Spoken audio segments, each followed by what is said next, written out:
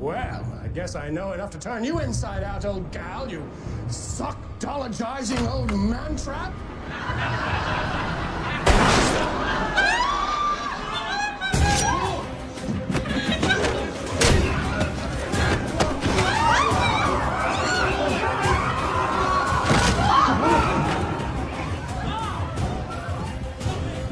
Sic semper tyrannis!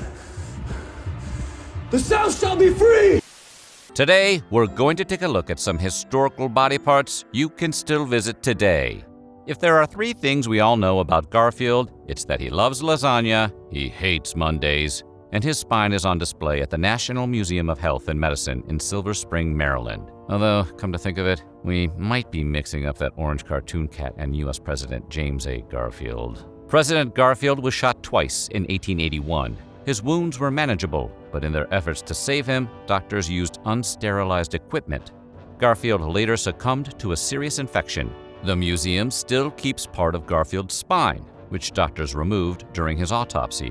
When James A. Garfield passed away in 1881, the cause of death was technically an infection, but authorities still held the man who shot him, Charles J. Guiteau, legally responsible.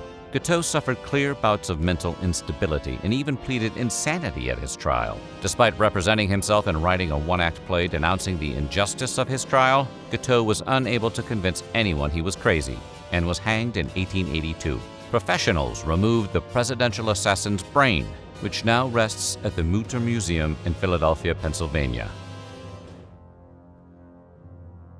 Speaking of heads of state and the men who shot them, when John Wilkes Booth bit the dust on April 26, 1865, after taking out President Abraham Lincoln, the U.S. Army removed and kept several of his vertebrae. Those remains are on display at the National Museum of Health and Medicine in Silver Spring, Maryland. Lincoln, of course, was best known for being the 16th President of the United States and wearing a cool stovepipe hat. He was slain at Ford's Theater in 1865, and that very same National Museum of Health and Medicine in Silver Spring, Maryland, now houses several fragments of Lincoln's skull, some of his hair, and remains of the bullet that slayed him.